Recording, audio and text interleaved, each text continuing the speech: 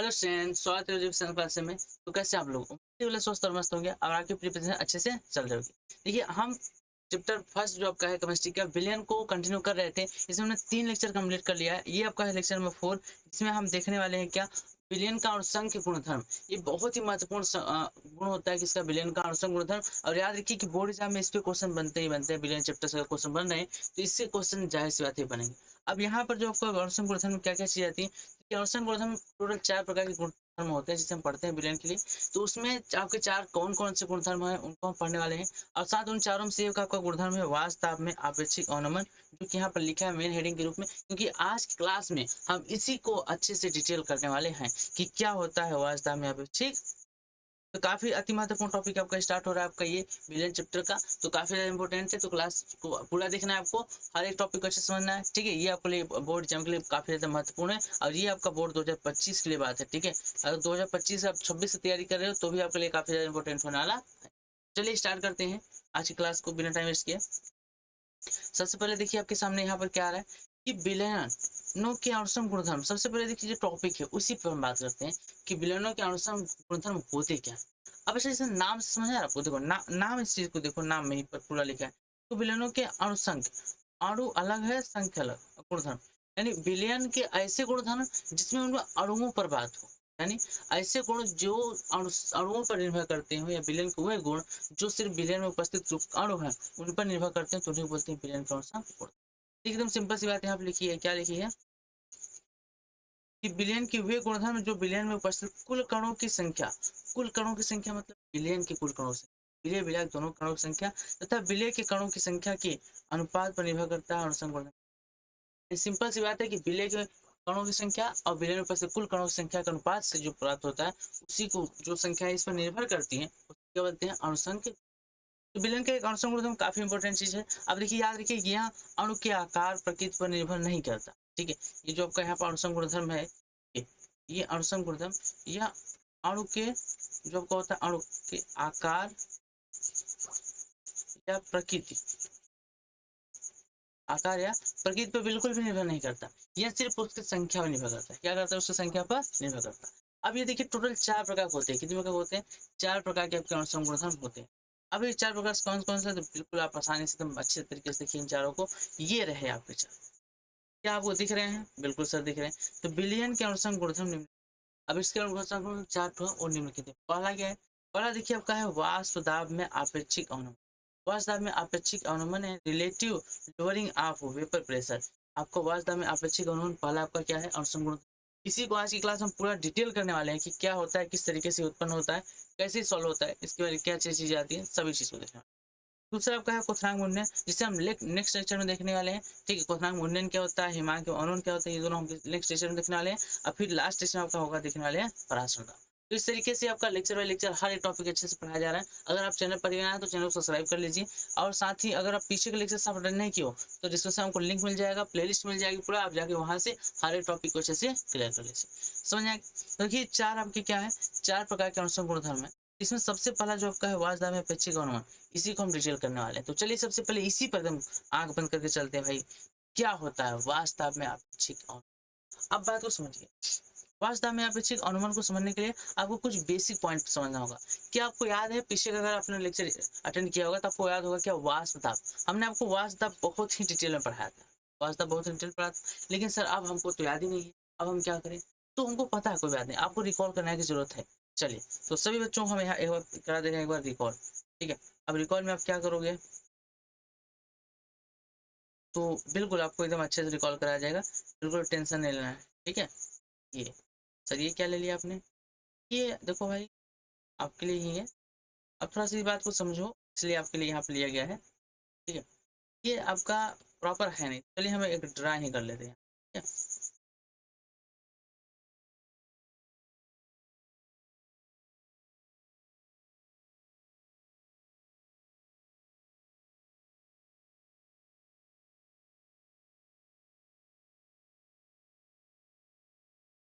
ठीक है? ये आपका एक बर्तन हो गया, ये आपका एक बर्तन हो गया। इसमें आपका लिक्विड मटेरियल भरा है, लिक्विड यानी विलेन भरा हुआ है। क्या भरा है, अच्छा विलेन से पहले हम समझते हैं बात को, एक एक बात को समझिए क्लियर एकदम। अब बात को समझिए, देखिए यहाँ पर सिर्फ क्या था आपका, ये आपका है शुद्ध ये आपका क्या है, ये आपका है शुद्ध विलायक, शुद्ध। अब देखिए शुद्ध विलायक है, जब आप किसी भी, याद रखो वाष्पशील पदार्थ, किसे, जब किसी भी आप वाष्पशील पदार्थ को किसी भी बर्तन में रख देते हो, ये ढक्कन से बंद है, ढक्कन से बंद है, से बंद,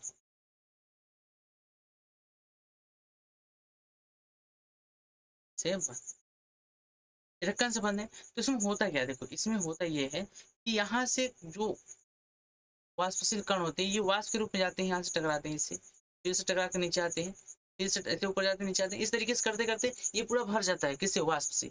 वाष्प भरने के बाद क्या होता है, यहाँ पर ये वाष्पशील होते हैं। ऐसे बात को समझो कि ये छोड़कर, अब बात को समझो ठीक है, कि ये जो आपके कण होते हैं ये छोड़ के इससे ऊपर जाते हैं, इनकी प्रवृत्ति होती है कि सतह को छोड़कर ऊपर जाते हैं। तो इसके कारण यहाँ ऊपर क्या होता है, वाष्प बनता है, जिसके कारण इस पे एक दाब लगता है, क्या लगता है, एक दाब लगता है, इसे बोलते हैं वाष्प दाब। क्या बोलते हैं, वाष्प दाब। यानी इसमें ऊपर एक दाब लगता है, इसी को बोलते हैं क्या, वाष्प, क्या बोलते हैं, वाष्प दाब। अब बात समझिए कि यहाँ पर अगर इसके वाष्प दाब में हम कमी करना है, वाष्प दाब में अवनमन मतलब क्या होता है, वाष्प दाब में कमी करना। अब कमी कैसे करते हैं, देखिए अब कैसा, शुद्ध विलायक, अगर शुद्ध विलायक की जगह हम ले लें विलयन, क्या ले लें, विलयन। अब बात को समझिए, देखिए जैसे यहाँ पर हमने क्या किया,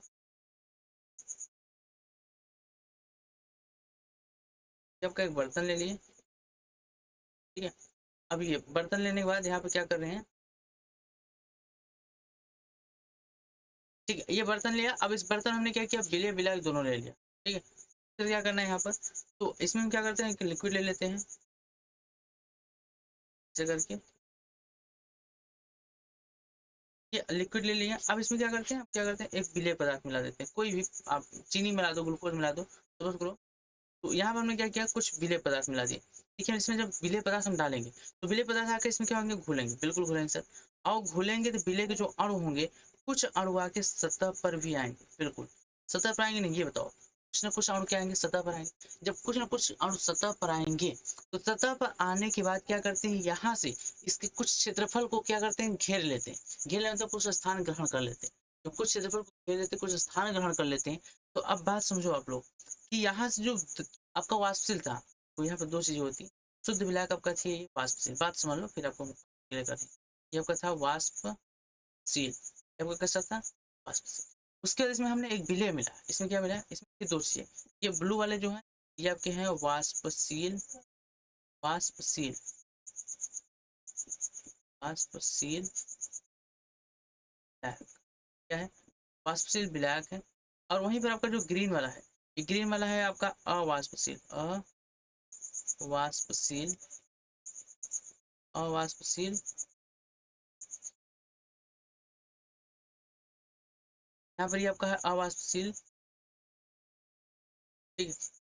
जब हमने क्या किया, इसमें अवाष्पित विलेय मिला, तो अवाष्पित विलेय का कुछ न कुछ स्थान ग्रहण कर लिया, जिसमें जो वाष्पशील कण थे, जो वाष्प के रूप में ऊपर आ रहे थे, वाष्प के रूप में ऊपर आते, क्या हुआ, उनका स्थान क्षेत्रफल कम हो गया, जिससे वो कम मात्रा में ऊपर आएंगे। अब कम मात्रा में ऊपर आएंगे तो पहले की अपेक्षा यहाँ पर क्या होगा, वाष्प दाब में कमी आ जाएगी, क्या हो जाएगी, वाष्प दाब में कमी, क्योंकि देखिए यहाँ पर अणु ज्यादा जा रहे थे, अब यहाँ पर अणुओं को कुछ स्थान घेर लिया, किसने, अवाष्पशील विलेय ने।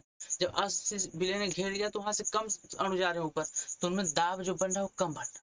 जब दाब जब कम बनता है तो यहाँ पर क्या होता है, दाब में कमी आ जाती है, क्या आती है, तो यहाँ पर देखो क्या होता है, इस कंडीशन में आपका जो होता है दाब में आ जाती है कमी, क्या हो जाती है, दाब में कमी होती है।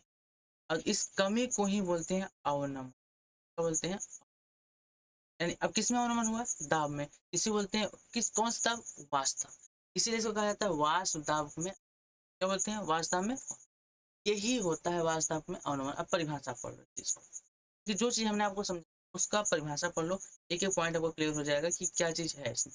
देखो कहा है वाष्पशील द्रव के पृष्ठ पर उसकी वाष्प द्वारा लगाया गया दाब, वाष्पशील अगर द्रव है तो उसकी वाष्प जो लगाया जाता है, दाब लगाया जाता है, उस दाब को क्या बोलते हैं, वाष्प दाब कहलाता है। बिल्कुल सर, सिंपल सी बात थी, वाष्प दाब कहलाता है। अच्छा, जब द्रव, द्रव कैसा होना चाहिए, वाष्पशील में किसी अवाष्पशील विलेय को घोला जाता है, किसे खोला जाता है, अवाष्पशील विलेय को घोला जाता है, तो इसके पृष्ठ का कुछ क्षेत्रफल अवाष्पशील विलेय क्या करते हैं, ग्रहण कर लेते हैं, घेर लेते हैं। भाई जहां विलेय आएगा तो क्या करेगा, उसको कुछ ना कुछ क्या करेगा, ग्रहण कर लेगा।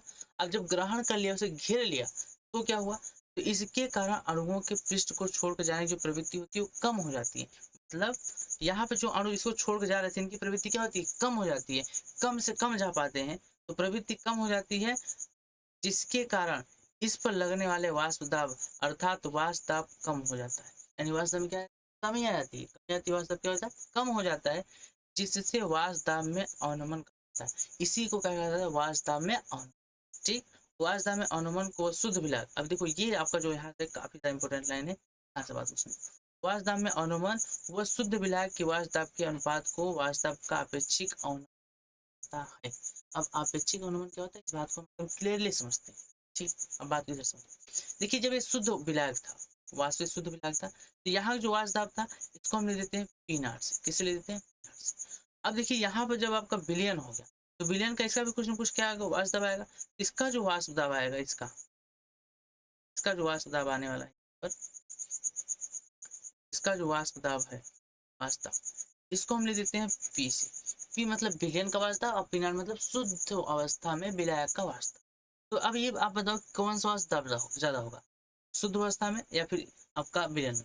तो शुद्ध अवस्था में ज्यादा होगा, क्योंकि यहाँ पर तो अवनमन हो गया, कमी आ गई है, तो शुद्ध अवस्था का ज्यादा होगा। मतलब यहाँ पर साफ साफ एक बात क्लियर है क्या, कि याद रखो, देखो यहाँ पर लिख देना है आपको, शुद्ध विलायक का जो आपका वाष्प दाब है, वाष्प दाब, शुद्ध विलायक का वाष्प दाब का है पी नॉट, और विलयन का वाष्प दाब क्या है, विलयन का वाष्प, तो जो विलयन का वाष्प दाब है वो आपका क्या है, ये आपका है पी। तो अब याद रखो वाष्प दाब में अवनमन, वाष्प दाब में अवनमन क्या होगा, अब बताओ कौन ज्यादा है? तो अगर यहाँ आपसे पूछ रहा है क्या, वाष्प दाब अवनमन, वाष्प दाब जो अवनमन होगा वो आपका होगा पी नॉट माइनस पी। क्यों? क्योंकि देखिए पी नॉट आपका शुद्ध विलायक ज्यादा था, ये वाली मात्रा ज्यादा है, ये कम है, तो कितना कमी आई, तो ज्यादा वाले में से कम वाला घटा दो, जितना आएगा वो आपका क्या होगा, वाष्प दाब में अवनमन। तो वाष्प दाब जो अवनमन होगा वो पी नॉट। इसके बाद अब देखिए आपका वाष्प दाब में अवनमन, इसके बाद वाष्प दाब में आपेक्षिक अवनमन। तो वाष्प दाब जो आपेक्षिक अवनमन होता है वो क्या होगा, वाष्प दाब आपेक्षिक अवनमन, अवनमन जो होगा आपका, ये क्या होगा, देखो वाष्प दाब जो आपेक्षिक अवनमन होता है ये क्या होता है, ये आपका होता है वाष्प दाब में अवनमन और विलायक के शुद्ध वाष्प दाब के अनुपात को बोलते हैं। मतलब ये आपका होगा पी अपान पी, ये आपका क्या है, शुद्ध आपका वाष्प दाब में आपेक्षिक अवनमन। मतलब जो आपका विलयन का वाष्प दाब में कमी आती है, यानी वाष्प दाब में अवनमन और शुद्ध विलायक के वाष्प दाब के अनुपात को बोलते हैं वाष्प दाब का आपेक्षिक अवनमन। आपेक्षिक मतलब तुलनात्मक रूप से, तुलनात्मक मतलब तुलना करो, अनुपात तो करो, अनुपात रूप से, तो हाँ वही बात है कि अनुपात कर दिए तो क्या आपका माना, ये आपका होता है वाष्प दाब में अपेक्षिक अवनमन, जो कि यहाँ पर कहा है। यानी वाष्प दाब में जो अपेक्षिक अवनमन होता है, इस चीज को आप यहाँ पर लिख सकते हैं क्या, P not minus P upon P not. बिल्कुल सही है, ये फार्मूला अब आपको समझ में आएगा क्लियरली। सर ये आया कहाँ से, बना कहाँ से, इस बात को अगर आप समझ पा रहे हो ना कि बना कहाँ से, तो डेफिनेटली आपको हर एक बात क्लियर होगी। लेकिन अगर आप इस बात को नहीं समझ पा रहे हो कि बना कहाँ से, तो आप गलत कर रहे हो, आप ध्यान से कंसंट्रेट होकर क्लास को नहीं देख रहे हो।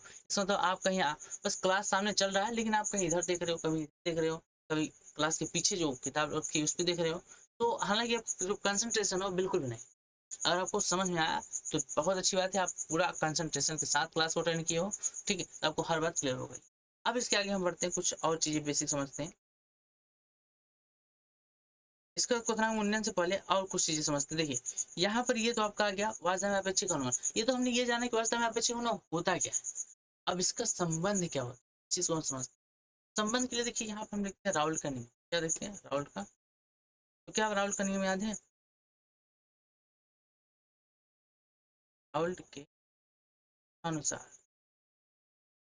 अब नियम से भी लिख सकते हो, ठीक है, राउल्ट के नियम से। तो देखिए राउल्ट के नियम के अनुसार होता है, राउल्ट के नियम के अनुसार होता है कि वास्तव जो अपेक्षिक अवनमन होता है, अच्छा तो अवनमन किसके कारण है, अपेक्षिक अवनमन किसके कारण है, सर अपेक्षिक अवनमन है आपका विलय के कारण, किसके कारण, विलय, इसके कारण, तो विलय के कारण है। तो इसका मतलब क्या हुआ, अपेक्षिक अवनमन का विलय से कुछ संबंध बन सकता है, तो बिल्कुल बन सकता है। देखिए राहुल ने ही बात बताई क्या, कि जो आपका अपेक्षित अनुमान है, ये इसमें जो आपका विलय होता है, जो अवास्तविक विलय होता है, उसके मूल अंश के बराबर होता है। क्या होता है? बराबर होता है। मीन्स यहाँ पर जो आपका वास्तव में अपेक्षित अनुमान होता है, इन्होंने क्या कहा, इन्होंने साफ साफ कहा, जो आपका वाष्प ताप में अपेक्षित अवनमन है, ये बराबर होगा किसके? विलय के। किसके बराबर होगा? ये आपका बराबर होगा विलय के, विलय के मूल अंश के। बिल्कुल सर, ये राहुल के नियमानुसार सिद्ध हुआ कि वास्तव में जो आपका अपेक्षित अनुमान है, ये उसके मूल अंश के बराबर होता है। मूल अंश क्या होता है? अगर इस बात की हम यहाँ पर, इस बात को अगर यहाँ पर देखिए, इस बात को हम क्या कर रहे हैं, थोड़ा सा आप लोग के लिए, इस बात को हम क्या कर रहे हैं, यहाँ पर आप लोग को यहाँ पर दिखा रहे हैं क्या। अब इस बात को समझिए आप लोग, इसका पुष्टि होगा, इसका क्या होगा, इसका यहाँ पर होगा पुष्टि। अब पुष्टि कैसे होगा, तो करते हैं ना फिर। देखो, अपेक्षित अनुमान आपका क्या होगा, ये आपका होगा p not minus P upon is equal to x b. अब कितने लोगों को एक्स बी का मतलब समझ आया? तो देखो, आपका इसको एक्स भी लिखते हैं या काई भी लिखते हैं, तो आप काई भी लिख सकते हो, कोई दिक्कत नहीं। काई भी। अब यहाँ पे देखो, कुछ लोगों को ये नहीं समझ आएगा सर बी क्या है। अब बी क्या है, इसको कंसेप्ट को फिर से आपको पढ़ना पड़ेगा। अगर आप स्टार्टिंग से हमसे पढ़ रहे हो तो डेफिनेटली आपको पता होगा क्या होता है। देखो, यहाँ पर आपका आ रहा है क्या, विलयन में दो घटक होते हैं। कितने घटक होते हैं? दो घटक। एक आपका होता है विलय, एक होता है विलायक। आपका विलायक और एक होता है आपका, बोलो होता ही नहीं होता है। तो जो ज्यादा मात्रा में होता है विलायक, उसको हम कहते हैं ए। क्या कहते हैं? ए। और जो कम मात्रा में होता है विलय, उसको हम कहते हैं बी। तो ये ए और बी डिनोट करते हैं विलय और विलायक। तो यहाँ बी बता रहा है कि क्या है, विलय है। तो यहाँ पे लिखा है विलय के मूलांश, मतलब विलय के मूलांश। अब विलय के मूलांश अगर आप निकालोगे तो इस चीज को ऐसे लिख सकते हो आप, ऐसे p not minus P upon P not is equal to x. इसको लिख सकते हो आप एन पी, क्या लिख सकते हो, इसको आप लिख सकते हो N b upon plus N. मोलेंस क्या होता है? मोलेंस होता है किसी विलयन में विशेष घटक का जो मोलेंस होता है, यानी उस घटक के मोलों की संख्या और विलयन में उपस्थित कुल मोलों की संख्या के अनुपात को आप क्या कहते हैं, मोल अंश कहते हैं। तो देखो, विलयक मोलों की संख्या के लिए आपको विलयक मोलों को ऊपर कर दिए, फिर बटे में कुल विलयक विलयन की मोलों की संख्या कर दिया, आपका आ गया मोल अंश। तो ये आपका होता है, यही बेसिक फार्मूला होता है, या फिर आप बोल सकते हो मेन फार्मूला। ठीक है, ये आपका मेन फार्मूला है, इसको जरूर ध्यान रखिए। ये आपका हो गया मेन। लेकिन इसको थोड़ा सा अगर हम चाहें तो और मॉडिफाई कर सकते हैं, लेकिन हालांकि इतना काफी ठीक। अब इसको हम मॉडिफाई करेंगे, लेकिन किसी और फॉर्म, किस फॉर्म में करना चाहते हैं इसको हम करेंगे किसी और फॉर्म में, मतलब इस तरीके से। बात को समझिए, ठीक है। यहाँ पर हम क्या करें, पी नॉट पी एस, ये तो आपको हो गया। लेकिन राहुल ने कहा ना, कुछ विलेन ऐसे होते हैं जो थोड़ा सा और स्पेशल होते हैं। कैसे होते हैं? और स्पेशल। अब सर और स्पेशल कैसे होते हैं? तो उन्होंने कहा कि अगर हमारे पास अत्यंत तन विलेन, क्या हो, तन विलेन, तो तन विलेनों के लिए क्या चीजें हो, जैसे आपने बहुत कम मात्रा में विलय को घोला और उसमें वास्तव में कुछ कमी आई, तो वो किस चीज को कैसे आप कर पाएंगे। तो देखो, यहाँ पर अब हम देखेंगे कि तन विलेन, इसके लिए तन विलेन। तो अगर हम तन विलेनों के लिए देखेंगे, तन के, अगर आप तनु विलयनों के लिए देखेंगे तो क्या चीज, तो याद रखिए, तनु विलयन के लिए अगर आप देखेंगे तो कुछ भी नहीं होगा, सब कुछ सेम है, कुछ भी दिक्कत नहीं। लेकिन एक चीज बदल, क्या बदल जाता है सर? बदलता ये है, पीछे भी तो जो तनु विलयन है, तनु विलयन मतलब यहाँ पर है, क्या है एक बार देख लो, P not minus upon P naught equal to B upon plus B, यही है। तो देखो, इसमें एक चीज बदलता क्या है कि अगर अत्यंत तनु है, तो जो आपका यहाँ पर एन बी के मान, एन बी का मान, मान एन ए की तुलना, इसके की तुलना में, एन ए की तुलना गढ़ होगा, क्या हो जाएगा, गढ़। अगर यहाँ पर ये बात केवल होती है भाई। तन विलयन है तो बिल्कुल डेफिनेटली आपका क्या होगा, एनबी का मान एनबी की तुलना में क्या हो जाएगा, नगण्य हो जाएगा। मीन्स यहाँ पर अगर एनबी आप नगण्य कर देते हो तो आपका यहाँ पर क्या बनेगा, यहाँ पर जो आपका बनेगा देखिए क्या बनेगा, बनेगा p not minus P upon P not is equal to n p upon आपका। क्यों सर, क्योंकि देखिए यहाँ पर एन बी एन ए की तुलना में नगण्य हो गया, जीरो हो गया, जीरो को क्या ही जोड़ोगे, जीरो का खत्म हो गया, तब का एन बी अपान क्या हो गया, एन ए। ये आपका हो गया n b upon n a. या तो आप इस फॉर्मूले को अप्लाई कर दो, या फिर आप चाहो तो थोड़ा सा और कुछ कर सकते हो। देखो भार बटन भार होता है, मोल बराबर क्या होता है, एन बराबर याद रखो डब्ल्यू बटा भार बटे अणुभार। तो यही चीज यहाँ पे लिख सकते हो, क्या हो जाएगा P not minus P upon P not is equal to, ये आपका हो जाएगा एन बी। एन बी क्या होगा, एन बी मतलब होगा आपका डब्ल्यू बी अपान एम बी अपान, या अगर या नहीं है तो इसका मतलब क्या होगा, डब्ल्यू ए अपान, ये फॉर्मूला होगा। इसी चीज को कहो पलट दें तो क्या हो जाएगा, P not minus P upon P not is equal to, देखो जब W B M A upon M B W, बिल्कुल सही, ये फॉर्मूला आपको होने, ये फॉर्मूला आपको होने वाला है P not minus P upon P not is equal to W B into M B M A upon M B W. ये आपका फॉर्मूला पर होने वाला है। सही, आपका ये फॉर्मूला कैसा लगा, बिल्कुल आपको इस चीज को देखो, अगर आप एक्सपीरियंस किए हो, इस चीज को समझे हो, तो डेफिनेटली आपको हर एक टॉपिक अच्छे से क्लियर होगा। ठीक है, देखिए ये आपके लिए काफी ज्यादा इंपॉर्टेंट है। तो अत्यंत तनु विलयनों के लिए सामने अपेक्षिक अवनमन का सूत्र, इसको ठीक है। इसका एक स्पेशल रोल भी है, क्या रोल है सर, इसका देखिए रोल ये है कि जब जब आपका अपेक्षिक अवनमन क्या हो, ठीक है, जब आपका क्या दिया हो, अपेक्षिक अवनमन तथा विलय का भार आपको दिया हो, विलय का, जब को अपेक्षिक अवनमन विलय का भार दिया होता है, उस वक्त आप क्या करते हो, विलय का अणुभार की गणना, विलय के अणुभार भार की गणना, विलय के अणुभार की गणना इसी सूत्र से होता है, इसी सूत्र से किया जाता है।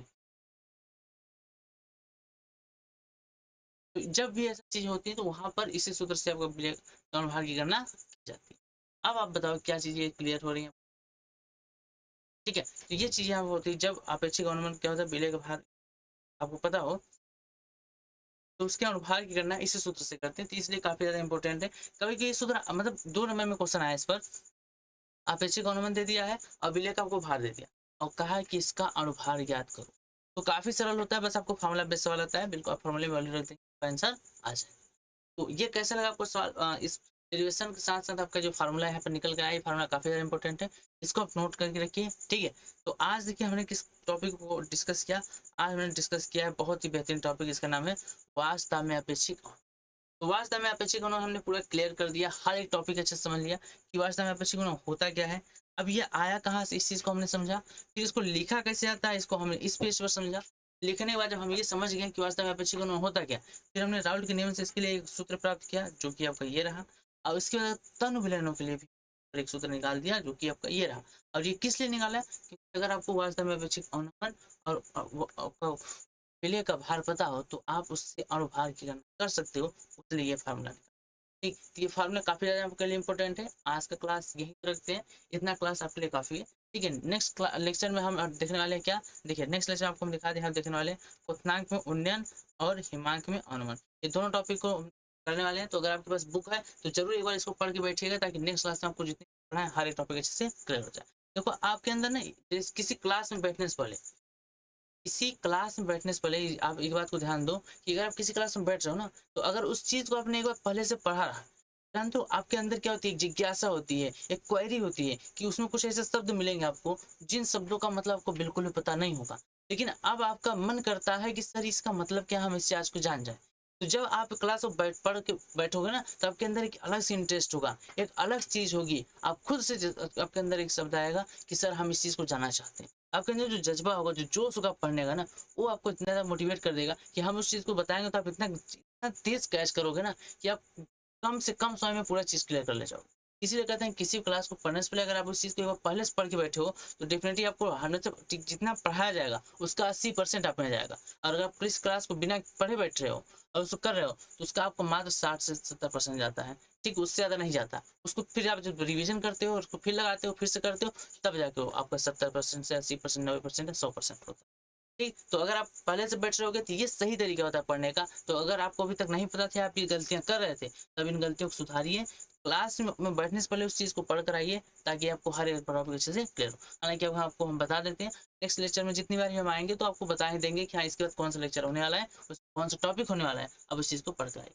और दूसरी बात कि आपका अब यहाँ पर चैनल पर अब पिछले हुआ कुछ क्या था, कुछ दिनों से आपका लेक्चर डिले हो गया था, लेकिन अब हर डेली आपका फिजिक्स का और केमिस्ट्री के लेक्चर आने वाले हैं। तो अगर चैनल पर भी आए तो चैनल को सब्सक्राइब जरूर कर लीजिए। आपका बोर्ड 2025 का प्रिपरेशन यहाँ से हो रहा है, टोटल फ्री ऑफ कास्ट। और अगर आप चाहते हैं कि ये सभी चीज़ें आपको पीडीएफ फॉर्म में मिले तो JP science class Telegram channel आपका डिस्क्रिप्शन में जाएगा, इसको ज्वाइन कर लीजिए। आपको पूरा पीडीएफ फॉर्म में पूरा फ्री में अवेलेबल है, वहाँ से लेकर अपना अच्छे नोट्स बना सकते हैं। बस आज क्लास यहीं रखते हैं, मिलते हैं क्लास में, तब तक के लिए टाटा बाय।